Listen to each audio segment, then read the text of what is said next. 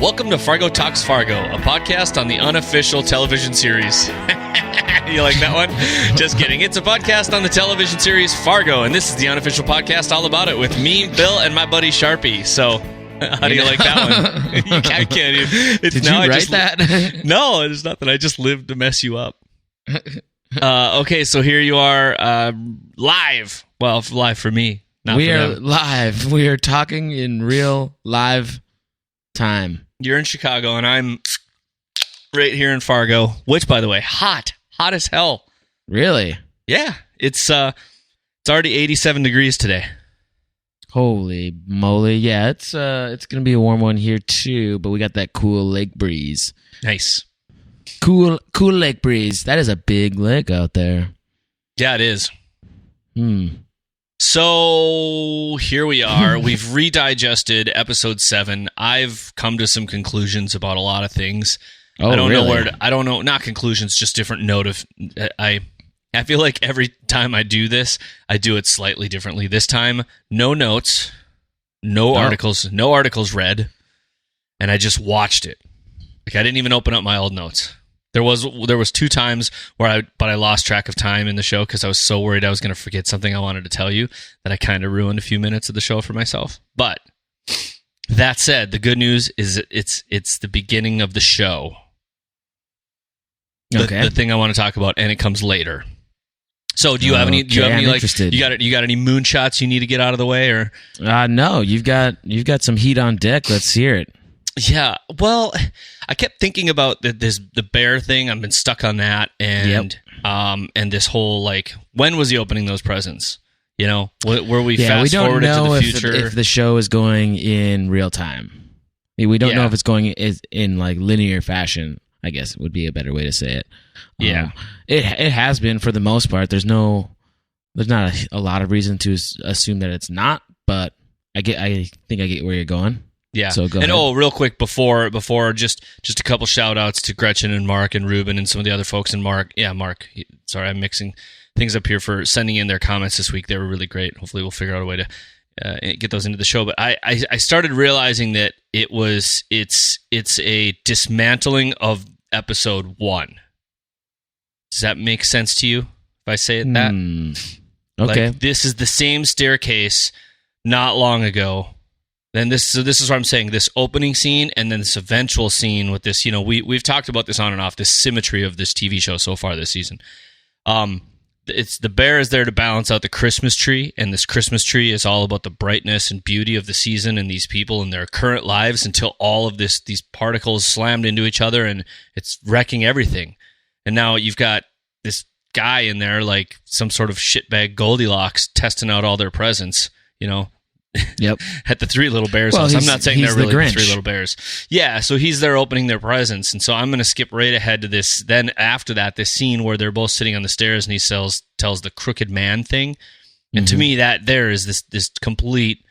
Let me throw these two things against each other. And it's also the superimposition that's happening a lot in this episode. Did you notice that there was lots of superimposed images and splits of people?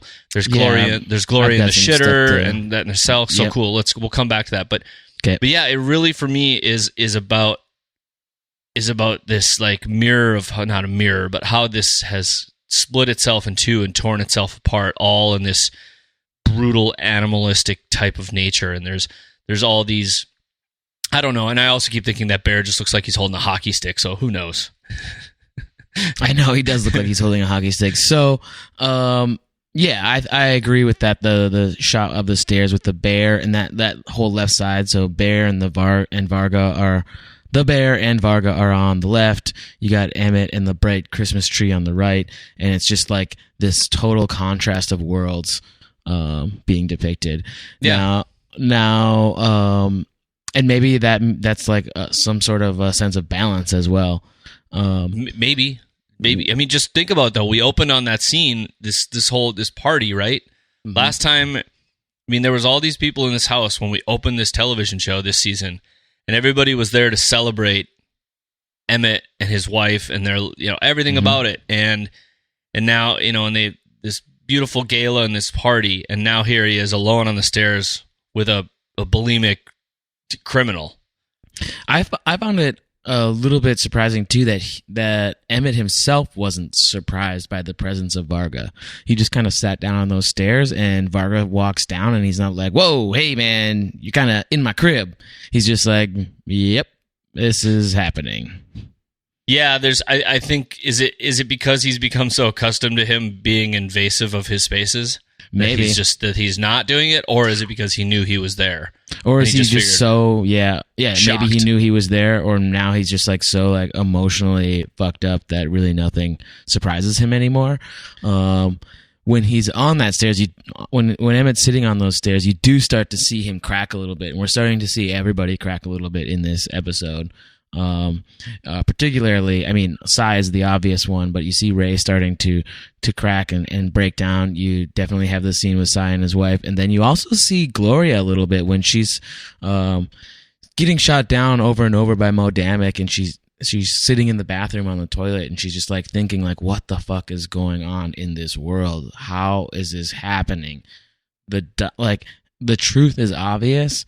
The dots are connected, and people are just refusing to believe anything.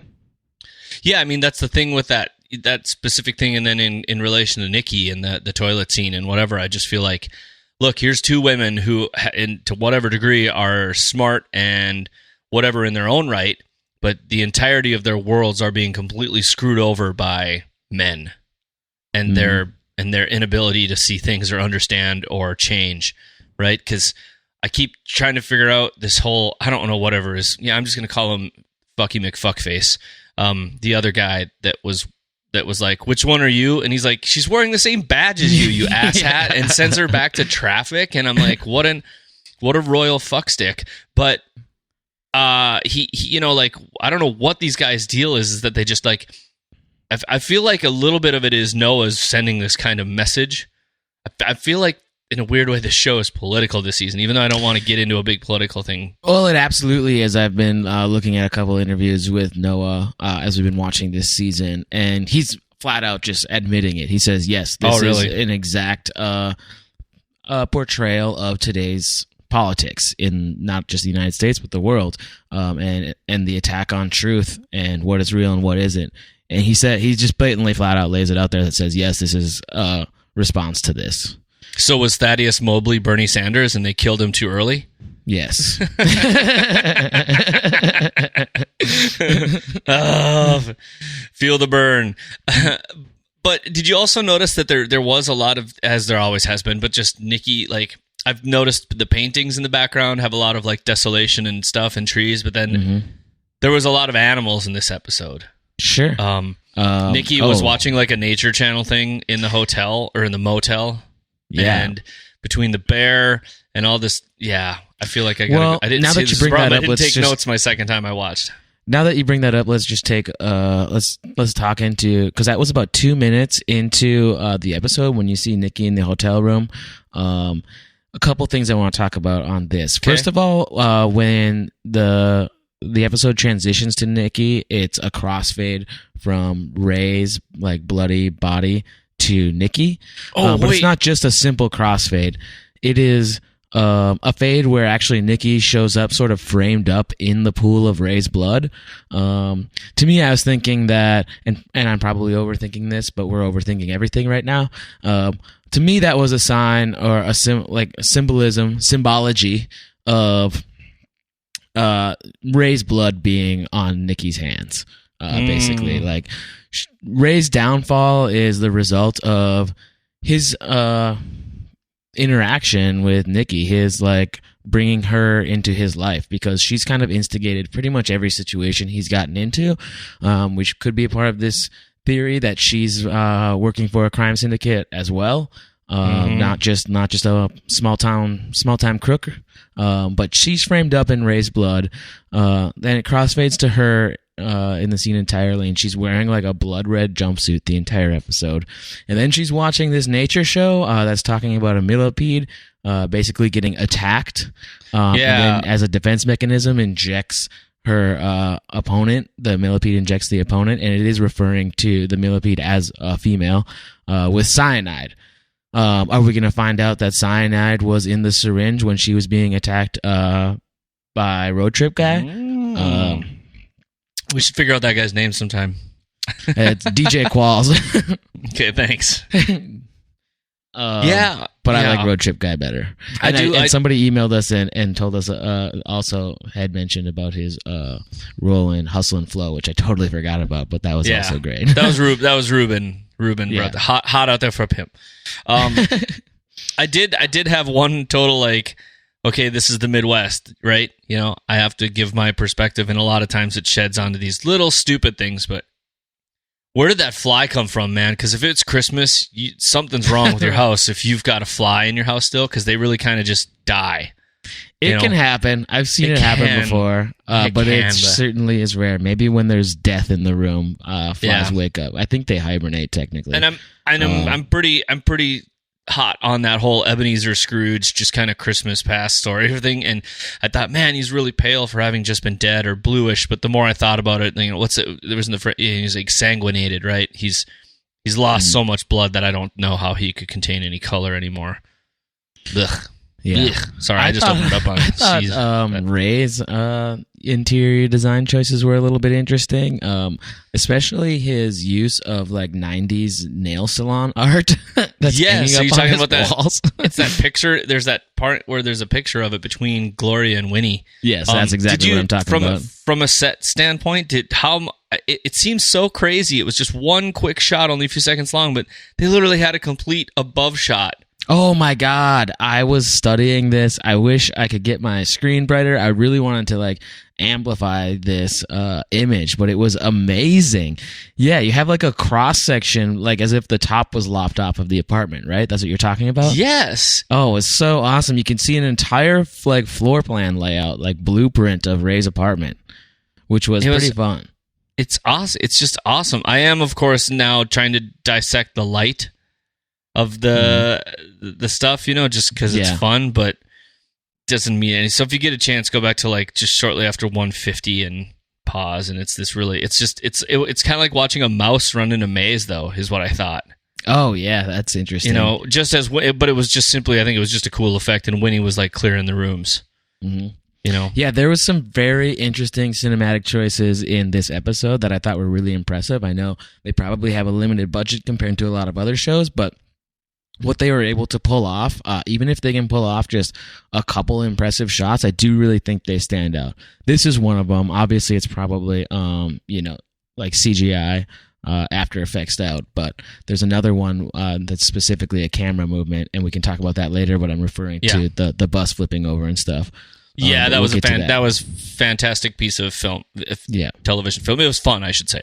I don't know. I mean, it's not like the first time anyone's tipped over a vehicle and spun the camera with it, but it was fun. There's a little more to it, though. We can get into it. But real quickly, before we get too far past the beginning, I want to go back to this idea of time. Are you thinking that possibly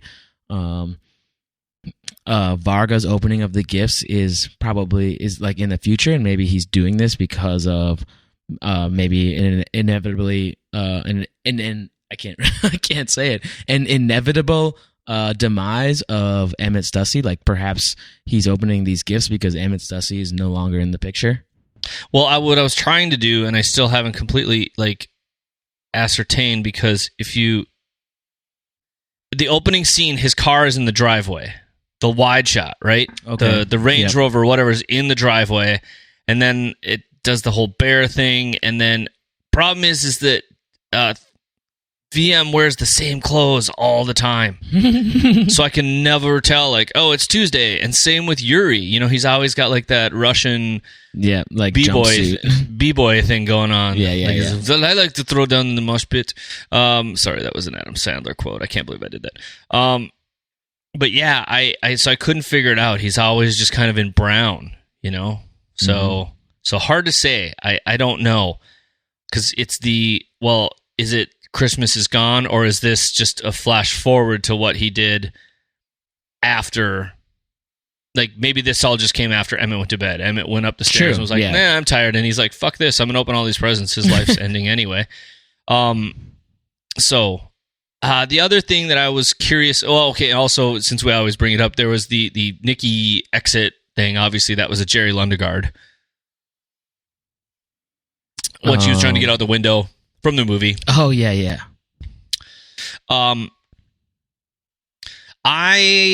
coming back to my Nikki Swango point about, is she involved, is she? I don't know yet, but I think she looks at that photo once, and then the rest of it, if you really, really watch her eyes, she never really fully gets back to looking at it again. Mm-hmm.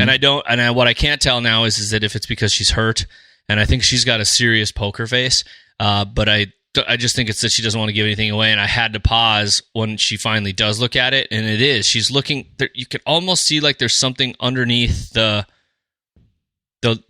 it's like shiny, and it's like right over, something's under there right now. There's something under there that's like red and shiny. I don't know what it is, and maybe it doesn't matter, but why else would she be examining the corners of the photo?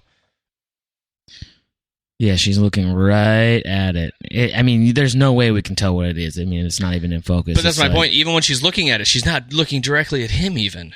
Oh, no. She's looking all around him, kind of. Right. Like, is it real? Or I don't know what she's looking for, but... I think she's dirty. I've done a complete 180 on Nikki. You think she's involved? Yes. She's involved in some way.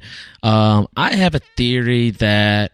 I haven't really seen discussed too much, if at all, if I recall, that there's a possibility of there being more than one, like, crime syndicate, I guess, because in the Fargo universe in the past seasons, there's always been, like, two, basically.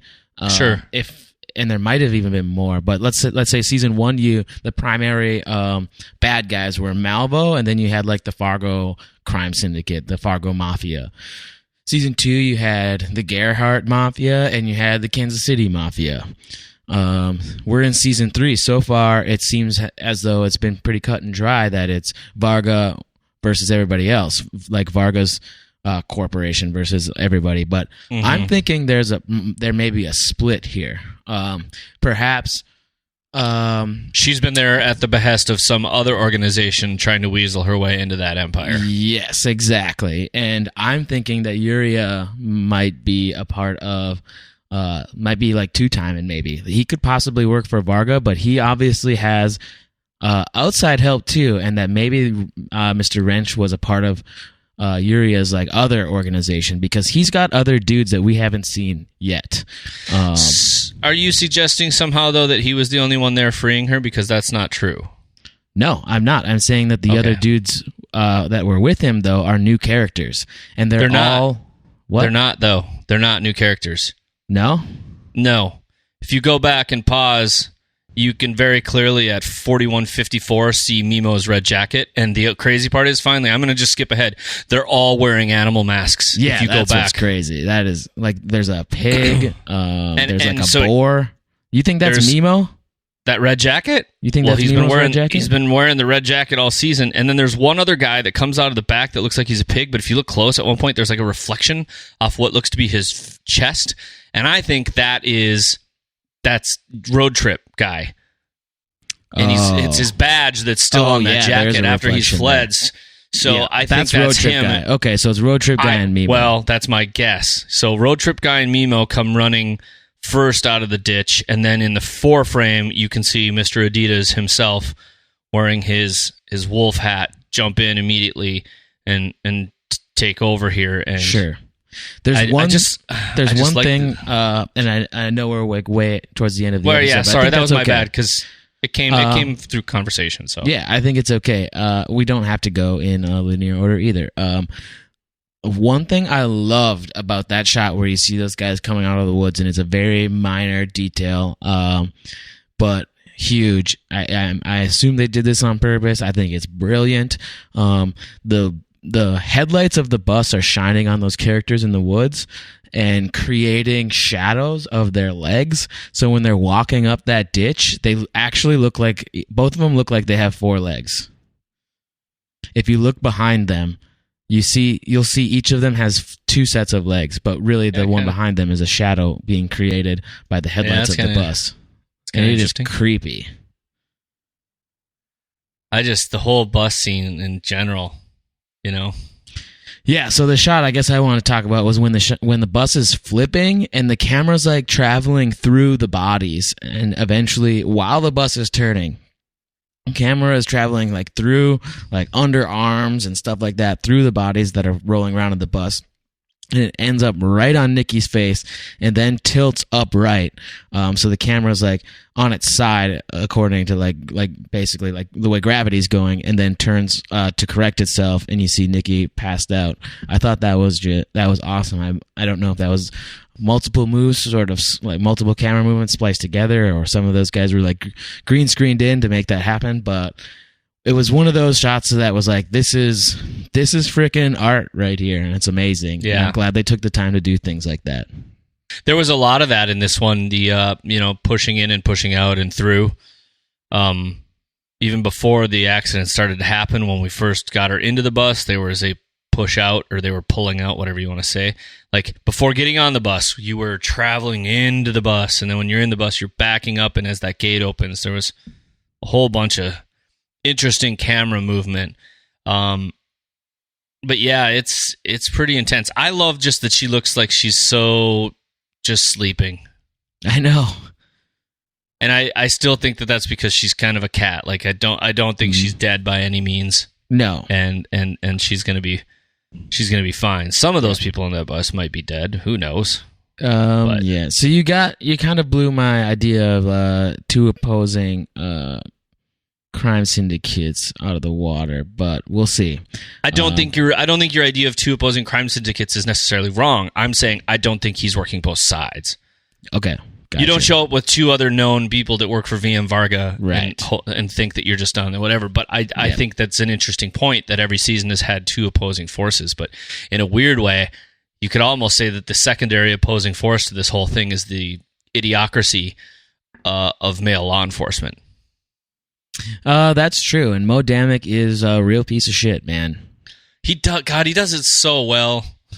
He does it well. I was going back and rewatching like some of his line reads, and he is doing a really great job. It's a little bit frustrating though, just in like a writing standpoint. Like, I know he's trying to be like he's like the dickhead superior, but I mean, come on, like the dots are connected. How can you keep denying this? I've heard people think that maybe he's dirty,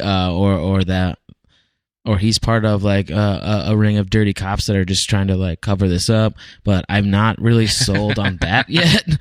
See, the problem though is that you're saying this. How can you stop missing this? And like I said, not getting into a political rant, but based on what I'm thinking the writers of the show are feeling, I think you and I can understand that whole concept of, are you kidding me? Look, all the evidence points to this. Yeah. And Paris Accord.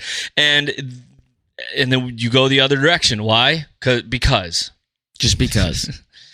I don't know. Because you have a completely different belief, or you don't want to do it that way, or you are believing your own personal truth even in the face of facts. Right? That's exactly it. It's fake news, but it's just fake evidence or fake like theory around crimes. And by saying it's this and this and this are connected, there was a point at which he's like, oh, now here you go. It's a conspiracy now. So I think the thing that we're actually missing, and I only caught this because I forgot, second watches now, I turn on closed captioning. Yeah. And you can't really hear it, but it's in the closed captioning. Well, he is talking to Winnie and Cy in the Bear's Den. They're doing that scene where Winnie's walking towards Widow Goldfarb, or I'm sorry, she likes to go by Ruby. She's talking on the phone to somebody, and she's like, yeah, he was acting really strange. So the question is, who the hell is she talking to? And then Winnie interrupts with hey, I'd like to ask you a few questions if you don't mind, kind of deal. So I also thought it was libtard, and it's not. No, it was leptard. Yeah, it's leptard, but I do feel like that is a reference to libtard. Yeah, I had to Google leptard. Somehow leopard and retard. Like, okay, syphilitic floozy. That I had that in the bag right off the bat. That's definitely one of the better lines this season.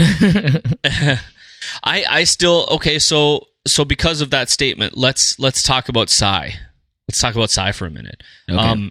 Because I'm sure somebody's already on the phone to Bruce Lipschitz. But boy. just when you think he's the biggest dick, he's the most humanizing character so far this season. And I will say that I've got a soft spot because I love Michael Stuhlbarg in a lot of the things I've seen him in. He's been in a lot of films and television shows that I've always liked his characters, so I've got a little bit of bias towards that. But boy, for a guy who I was like calling him he still drives a Hummer. You can't get around that. Yeah, but you don't. It's not really a bias. It's the fact that this man is like an impeccable actor. When you think of him in Boardwalk Empire, and now you're thinking of him as Cy, like he really kind of the characters really take over his entire body, and he becomes an entirely different person. Like Cy with that like cheap mustache, and that voice, and his emotional reactions when Nikki's getting beat, when his wife is basically undressing him as he's coming in from the cold and he's breaking down and crying. It is so believable and it is so captivating. I think he is the best performer on this season so far, by far. I think his breakdown with him and his wife was probably the most emotional thing we've seen from him this season, and probably the best performance of any actor that I've seen, maybe in Fargo itself. I'm sure there's scenes that I'm forgetting, but that was absolutely incredible because it's true. It's like, and again, getting back to the political thing, just because Noah Hawley has directly now said that this is a political statement. He's basing this on the world that we're in right now and the emotions that people are feeling right now. That feeling of Cy when he's breaking down is where many people were after this election. Yeah. Where they're just like, what the fuck? The world is upside down. Yeah. Yeah. Oh God, now I'm stuck on, I also just in that string, he also played Andy Hertzfeld in Steve Jobs. Oh yeah. He's really versatile. He's proving to be so. That is a fact. Yeah. Yeah. So anyway, but and him as Arnold Goldstein, right? That was the character he played in Boardwalk. Yeah. So anyway, okay. Now that we've got done slobbering on him, well, watch it again. And what I found interesting that I just kind of took for granted the first time I saw it was just how he's standing there and how loving his wife is, who really isn't like fat by any means. Go fuck yourself. No. So he was reaching on that one. He was creating truths. The way he just stands there, though, and you really see the connection that him and his wife have, because he's just standing there and his wife is taking off his jacket. She's taking off his coat.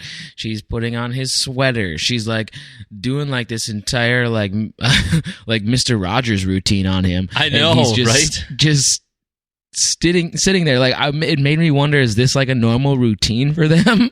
I think some of it felt like it was like he would come home from her day and she was just so happy to. And I don't think it's about being submissive to him. I think that's just there. I mean, here's the deal. So I don't know what his partnership dollar amount is, right? Because he's like, yeah, me, a partner in a multi-million-dollar, corporation that I decided to turn. Yeah, you guys know how that goes. Turn millions into thousands. And I still think that there's something to that whole. I hope to God that they purposefully found a staircase for the entrance of his house, because it's the antithesis of the staircase in a way to Emmett's house. You know, you go into Emmett's house and there's these two glorious staircases leading up, and this chandelier and all this glory, and you go into his house and it's small and there's no chandelier, and we know what the light is because the first shot we see is just a very simple, like, I could have bought that at Home Depot thing with 3 light bulbs in it. And his wife comes down their staircase, and everything's more like Frank Lloyd Wright, and traditional in his house. But yeah, definitely. I don't know. It was the most heartbreaking part of the episode for me, was watching him. You're just like, oh God, and you're like, oh, he's right. This world is completely broken that he's living in right now. And it's gone this way in a matter of weeks. Yeah, just a matter of weeks. Yet the preparation, who knows, has gone on for however long. I mean, how long has Varga had his eyes on the parking lot king of Minnesota? Who is Ruby Goldfarb? are they in cahoots? What is she planning? How long has her strategy been going on to turn her mortuary business into a parking lot business, or combine the two, or whatever they've got going on? What is the story behind that? We don't have a lot of time to get to the bottom of it. We probably won't get to a bottom of a lot of it. We're not seeing things like mysterious UFOs and stuff in this season. I don't think we're going to be seeing some sort of supernatural magical ending to anything that just kind of buttons everything up. I'm at a loss for where things are going to end up, but I think one thing that's safe to say is it's not going to end up great for anybody. I mean, what could be the best possible outcome for anybody that is even remotely considered good? Well, I mean, like, if you think about the original film, Fargo, I mean, the best scenario, I mean, think about Marge. Think about the amount of trauma there is involved after it's all over. You know, say what you want about the Midwesterners being a stoic, quiet people. But I mean, can you imagine in your job coming across somebody shoving another person into a wood chipper and just like watching the blood spray out? I mean, that's not, if you can get through that and be cool, I don't know, there's something wrong with you. You know, and in the end, the only bright spot is that he got the duck on the stamp, you know? That's true. I think still in the end, whether, you know, through all the strangeness of comedy and idiocy and all that, it's just that boy, none of this really reaps anything good. It really doesn't. That's kind of the Fargo universe created by the Coen brothers that we're used to now, is that it's very fun and it's very entertaining and you have characters to root for, but in the end, I mean, everything ends up going to shit anyway. Yeah. And like, even like, you know, for Lester was kind of a lovable guy. He then definitely took a turn towards Malvo's darkness, and he ended up getting what he deserved in the end, with that snowmobile scene at the very end of the show. I mean, this is the Fargo we live in. We can just, I'm rooting for Gloria, obviously, to just stick it to Mo Damick. I mean, maybe that's why he's being such a dickhead. Maybe that's the silver lining in the outcome of everything, that eventually, like, Mo Damick is going to be proven wrong. Man, I just really hate that guy. Even when she's proven right, he doesn't give her an ounce of credibility.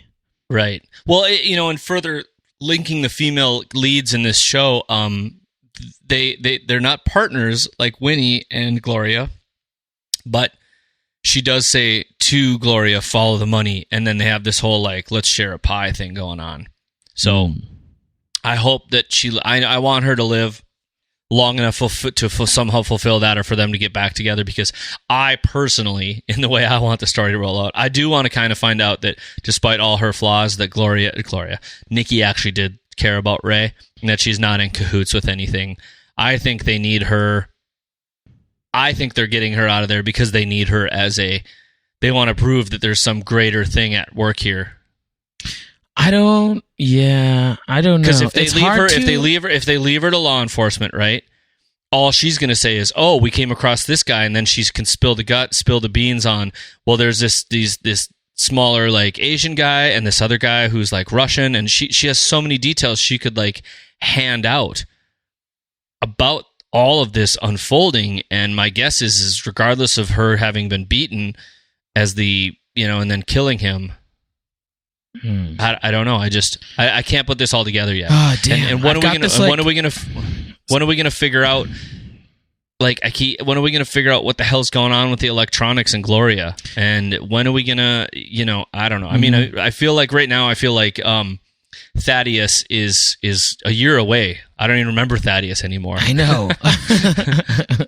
Every day seems like a year in this world. Oh, weird. Like not so long ago, we were having a deep discussion about it. I can help, robot, and now I'm just like, right. I've lost it all. But it's.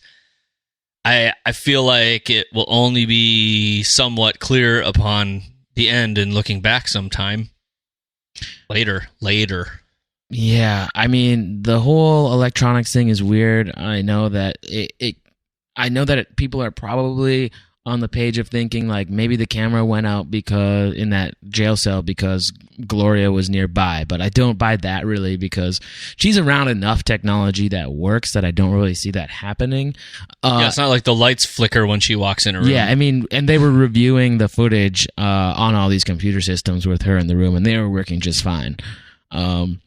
So I do have this on a different topic. I do have this just swinging pendulum of emotions, not really emotions, but theories, I guess, about Nikki Swango. Like I said earlier, I've done a complete 180 on her. But you know what? You're right because I mean, if she is dirty, she's not a part of the Fargo Corporation because they tried to kill her.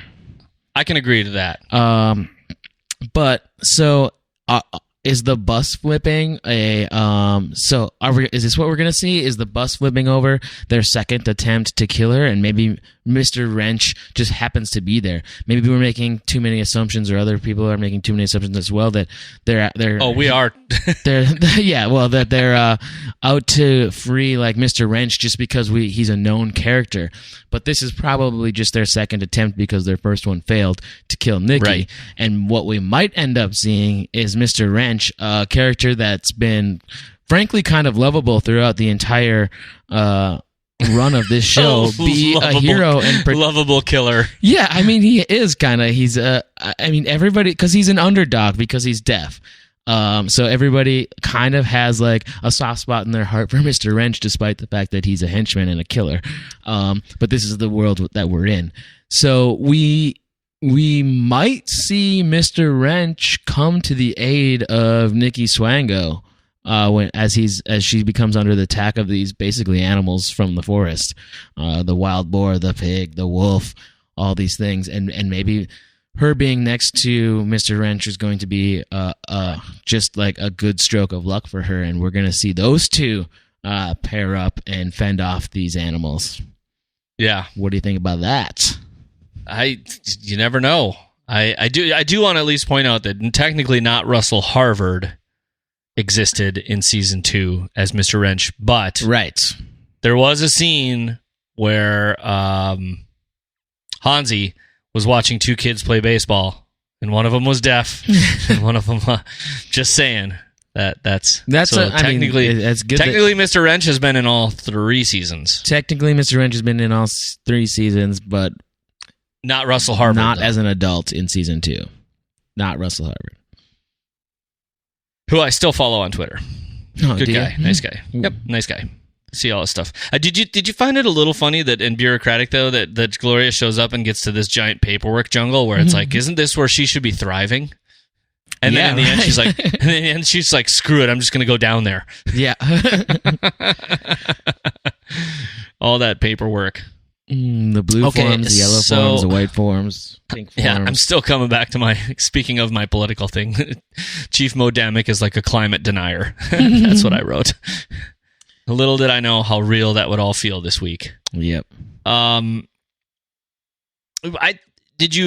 also, not that it really matters, but I didn't notice until the second watch that he was that Yuri was there on that motorcycle that we saw in the trailer. We're like, sometimes someone's gonna be riding that dang motorcycle. And when he came out of the when I forgot his whatever Goofy McGoofy, can't remember his gun. Dopey McDopeface. Yeah, when he comes out, that bike is sitting there. Yeah, and recall that this character, who we never remember his name because he's just not that memorable, was originally supposed to be cast. It was originally supposed to be Jim Gaffigan. So when I'm watching him, I'm kind of actually already, and it sucks for this actor, but I'm actually like picturing Jim Gaffigan doing the lines, and I'm basically superimposing Jim Gaffigan over this man's body because I think Jim Gaffigan's like sweetness, just like his sincere, what am I trying to say, like kind of lighthearted, family-friendly comedy is just so lovable, and we would care about Jim Gaffigan more in these scenes than we do about this guy. Yeah. That might be true. No knock on this guy, though. I mean, it's not like he's doing a poor job or anything. It's just great. He's playing the character perfectly. Jim Gaffigan just brings with him a lot more. It's basically character development just because of his stand-up and everybody knows who he is. Yes, a lot more background. But the other thing too is that they just haven't given us a lot of reason to know his name either. That's true. Yeah. In terms of like saying it or doing things, but can I do a quick throwback? Something I forgot I wanted to mention was the when he orders the old fashioned. I feel like that was a throwback to last season at the donut shop. What kind of donut are you gonna get? I'll get an old fashioned. Where not Gare. Who was it? Not Gare. Jeez, Gare was from the original movie. Bear or Bear? Nope, not Bear. Jesus. Well, whatever. They'll fix us later. You know what I'm talking about when they went to the donut shop and Bear's kid orders the old fashioned and So I just feel like the old fashioned was a very obvious choice for a drink as well. Mm-hmm. And he drank too many of them. Should we talk about how bad he bombed? Oh my God! Just shut your mouth, dude. He just walked I've been here the whole time. I've been here since 6:00, and this isn't blood on my shirt. Not even. I mean, Winnie didn't even have to say a single word before he started just that series of verbal diarrhea. I mean, come on, dude. Well, if you look at the table, he was through 3. He was on his 3rd or 4th old fashioned in rapid succession, and my guess is maybe they hadn't eaten yet. Si's drinking coffee. I do want to go eat at this Bear's Den place. It looks pretty cool. Looks pretty good. We should go there. We should have a Fargo meetup. Road trip. Road trip. Isn't that guy from in the movie Road Trip 2? Never mind. Sorry. Which guy? Assassin guy that we called whatever we called him. We called him Road Trip guy. DJ. Oh yeah, sorry. Road Trip. Stay with us here, Bill. Okay, so what I did, I feel, I just think this was a good episode. I think anytime I get like this, I feel like it's got me. I'm too thinky. I've got things going on. It's just the crooked house thing and the way. Although when Emmett kind of just finally breaks down and cries, I should have mentioned that at least, that when Emmett cries during the crooked man, the crooked house, and his crooked cat, and he gets a crooked mouse. I don't know. You got to feel a little bit for him, and I still feel like they already had the gasoline there, but boy, VM Varga and his crew were the spark that just burned those things to the ground, right? Oh yeah, definitely. So my problem is I don't know where it's going to go. Well, I feel like here's what we can questions. Assume. We can assume that Yuria is going to be upon Gloria in no time, because he got the paperwork for one of her last cases, or her most recent cases, which is the Ennis Stussy murder. So he's gonna have a little bit of background information on Gloria just in whatever is in those documents. It's not a ton. It's not like he was getting like personal employee information from the police department. That was like an actual case file. But we can assume it'll be enough for him to track down Gloria. Because she's really hard to find, because she is not on any form of like electronic record, apparently.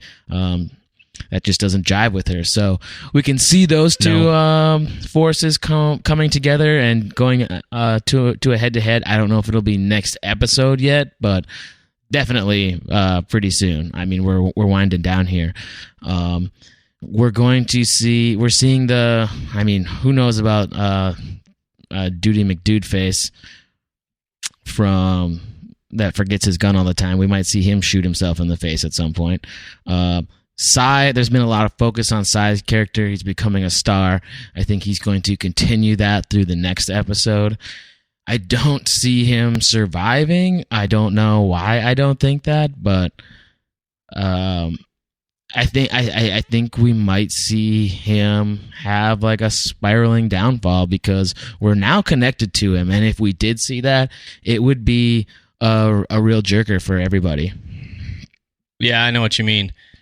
I feel like it's definitely going to have a moment where they have to. Well, there's only so much time left. You know, I mean, they're going to have to do something. And there's so many loose ends, and I know Noah doesn't always tie up every loose end, but still, there's there's quite a few here. There's so many people alive. Weird. Right? Isn't that the reality of it? It's just like, I mean, we're introducing people. We just introduced Road Trip Guy in this last episode, and now he's becoming like a major character. He tried to assassinate Nikki Swango. He's rolling around in like a pig's head costume. What the hell is going on with these guys? I mean, if Yuri is wearing this wolf mask, what type of mask would Fargo wear? Yeah, I don't know. Maybe that's why he picked Emmett's house, because they got me all screwed up now. So I don't know. It is what it is. But man, maybe this is the really good one. I did see a really crazy note last week, though, that they are from FX last week that they hinted that this might be the last season, though. Yeah, I mean, I've read some articles where FX has said, or folks from FX or close to the show have said that there is currently no plan for season 4. There also is no idea for season 4. And I actually did check in with the Bald Move guys on some of their recordings, and they had a really good point and said that those two things go perfectly together. You don't really want a season 4 if you don't have an idea for a season 4. Yeah. Okay. So now we're talking shop. What I worry about, though, is that it's partially because I think Noah's gone gangbusters. He's written a book. Yeah, he's got multiple books. He's doing Legion. He's doing all this stuff, and I'm just like, I wish he could carry this on. I'd like at least, I don't know. There's this bit of me that would like to go at least 4 or 5 seasons. Yeah, it wouldn't surprise me if this was the last season, but it does get surprisingly high numbers for FX, despite like it not being like that much of a talked about show, maybe, but it does get. And they're lower than the previous 2 seasons. Yeah, but they still get nominated for awards. If you remember, like even I think it was pretty late last season where season 3 was announced. Was it even during the airing of the show that season 3 was announced? Nope. Yeah, it wasn't. So, and remember, we had like a good year break there. I think that's what actually hurt the momentum for some people, is that you get these 2 seasons that have great stuff, but now we're doing Inside Baseball. This isn't the Hollywood Reporter story. Right. I'm enjoying the show as much as I always do. I think the cast, I think they do an incredible job of doing casting with an anthology type show. Mm-hmm. And that's what I tune into the show for, is to see what these particular actors with a particular story and these types of these lines that are written for them and directed by all these interesting people. And I think that's what makes a show great or not great. But FX on the ball is doing a hell of a flipping job. I mean, I don't know if you watch The Americans. The Americans is an awesome show. I mean, Rescue Me was a great show. I mean, I could go on and on.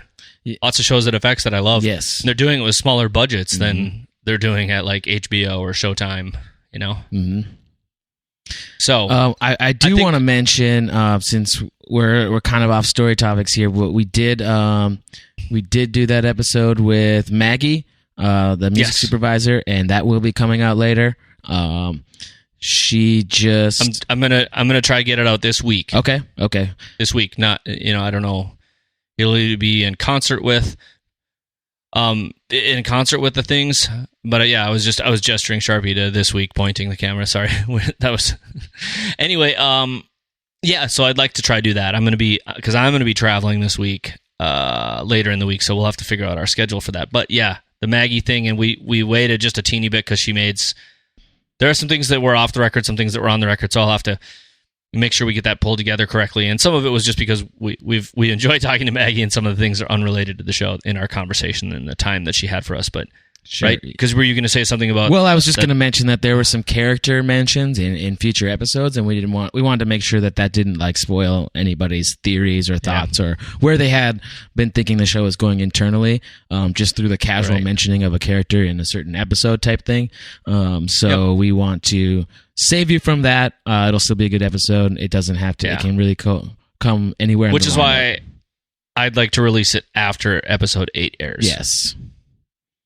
Nothing major. You're going to listen and be like, well, why didn't you just put this out? But we're just being kind kind people here, and we were still very thankful to get some time from Maggie during that. Yeah. Ooh.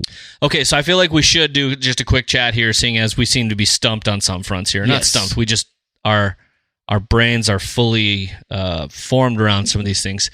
Okay, so if we're gonna play this out and they take her, so obviously there's this whole Nikki could die thing. But if she could die, because to me, here's the handful of characters I think could be in like serious danger next week: Cy and Nikki. And maybe Goofy McSargent. Yeah. I do think it would be really, really satisfying to watch Mo Damick die, though. Yeah.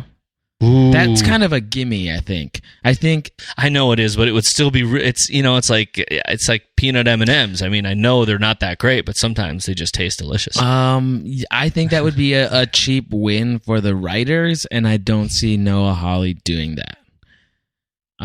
You could be right. What if he dies in a really strange way, though? Like, almost of his own volition. Like, he's just denying that the wood chipper's right in front of him, and he walks right into it. yeah, that kind of thing. So my question will be, because I'm sitting here thinking about this Nikki thing, and I feel like there's this strange thing, with this whole, they humanized each other with coconut cream pie and with chocolate on top. Mm-hmm. Even though she turned her car the opposite direction the bus left, I have this weird feeling that she's going to find out about it and say, okay, now you tell me something weird's not going on, you two asshats in charge, that somebody is going through the effort of freeing a bus full of prisoners. Yeah, that's that's interesting, because it's interesting that you mentioned the opposite directions of the bus and the car, because that was also kind of a cool shot. But we now know Gloria has a knack for flipping a bee. So maybe that is why she's going the opposite direction first, because every time she's going one direction, something happens, she ends up flipping a bee and going back to the scene of a crime. So yeah. You are probably onto something there and thinking that, yeah, she's going to end up at that bus. We're going to see her in the first 5 minutes of the next episode, and she's going to be like, I have this weird, psychopathy type of feeling, and flip that bee and head to that bus, and maybe she'll save Swango. And her and Swango and Wrench will ride off into the distance and form a syndicate of their own.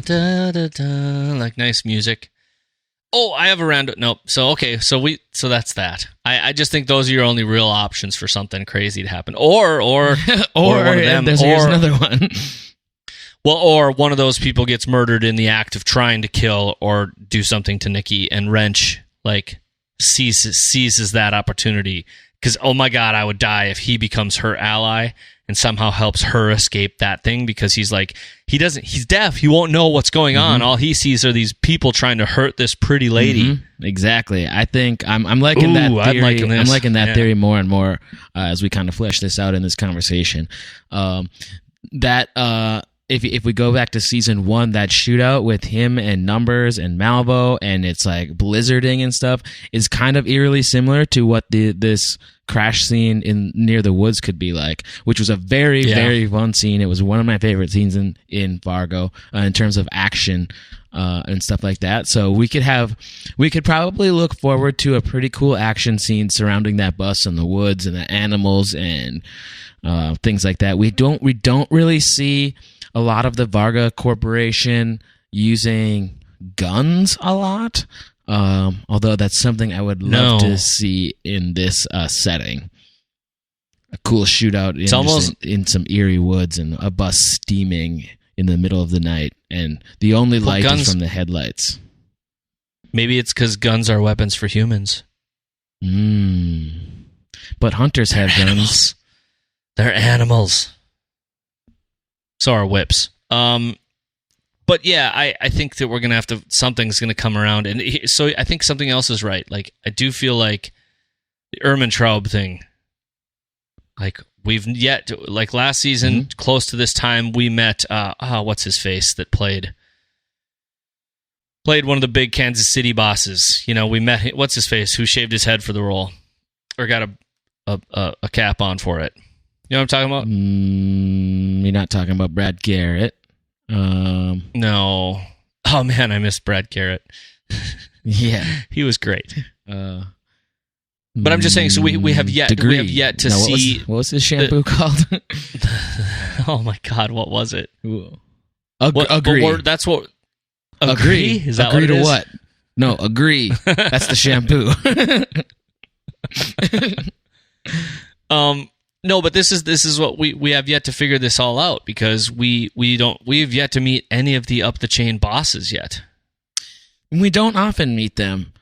Well, maybe we not. still maybe have so many things we still have to figure out what Berlin was all about. Oh, Jesus. That's a million years ago too. Yeah. Every episode feels like a year.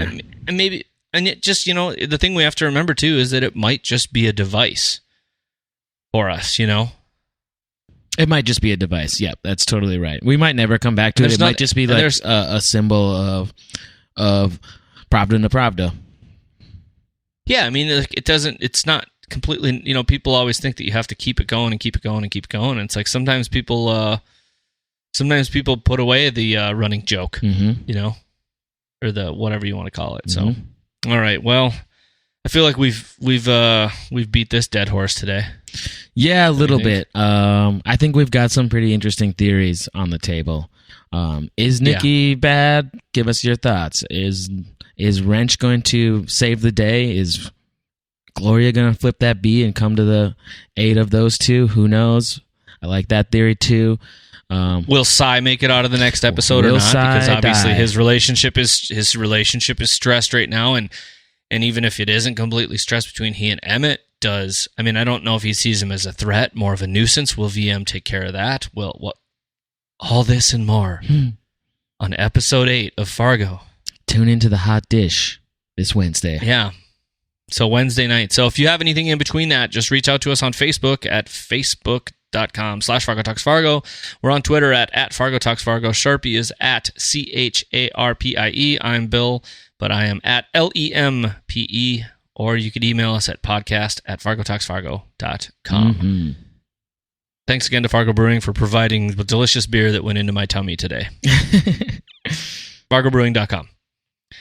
So, I think that's it, dude. Okay, there we have it. I think we wrap that. Well, I'm looking forward to Wednesday. I'm kind of anxious for Wednesday. And you will be in Rapid City. I will be in Rapid City, South Dakota, investigating other crime. So, all right, man. Well, we'll talk to you then, and then we'll everything will be answered. Yeah, right. Yeah, right. With 2 episodes left, it'll just be like 2 full episodes of like everybody like filling out paperwork and filing away the last things, and just a quick trial date. Because Mo Damick will be there being like, "I told you, it's mashed potato, and you get mashed potatoes." It was mashed potatoes the whole time. Y'all a bunch of suckers. Yeah, you don't know what you're talking about. All right, man. Well, we'll talk to you later this week. Okay, sounds good. Bye, everybody. Okay, bye.